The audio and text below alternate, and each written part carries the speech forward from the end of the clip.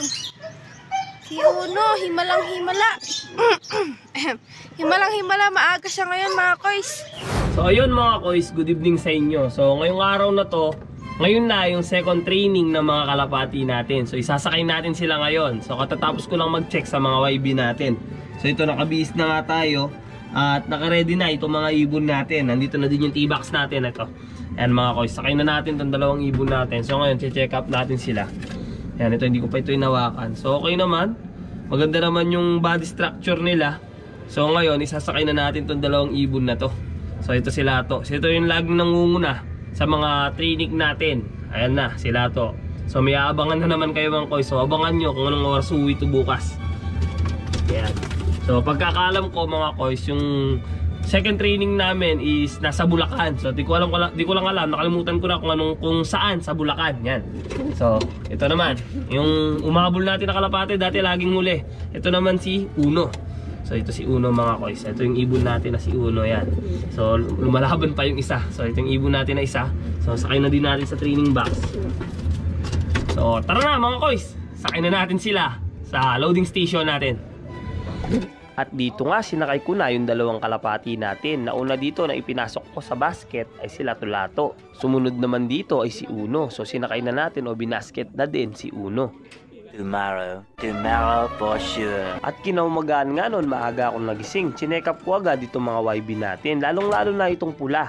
Dahil kababalik pa lang nito. Hindi ko pala nabalita sa inyo na kagagaling lang nito sa overfly. Ang mahalaga, nakabalik na siya sa loob natin, kaya masaya tayo. So view check muna tayo. Ganito yung magiging itsura pag nasa landing board tayo. Siyempre, tatapat ko din sa akin para napakastig. Dito nga nag-aabang na tayo ng release ng mga ibon. Ito mga koys, antabay muna tayo sa release ng mga ibon natin. Sabi sa club kanina, is madilim pa daw sa release point. So hindi pa pinapakawalan yung mga ibon natin. Sa bagay mga koys is 6:30 pa lang ngayong umaga.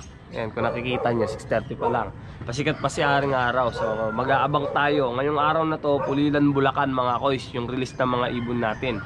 So tingnan natin mga koys, umagang uuwi yung mga ibon natin. So sa susunod na training is meron ng pooling, pwede na tayo sumali. Pero titignan natin mga koys kung sasali tayo, dahil di natin alam kung gaano kabilis yung kalapati natin na si Lato-Lato. Siya ngayon yung pinaka MVP dito sa loft natin. So abang-abang tayo ngayon. At maya-maya nga pagkaalis ko, pinakawalan na yung mga ibon natin ng 6:39. Sa mga oras na to ay 7:04 na. Nag-aabang ng mga ibon natin ay si Lupgulbunak. Voice record muna tayo dito mga koys. At sa di inaasahan mga koys, nagulat kami dito sa nangyari.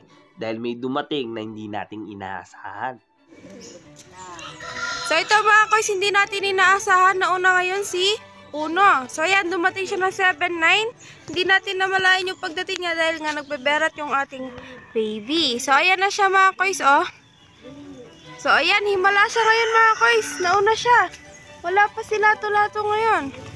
So ayan koys, papasukin na muna natin to. Dahil sa sobrang dami nga na nagdadaan na ibon, nagbakasakali na si Lupgulbunak na nandito na si Lato-Lato.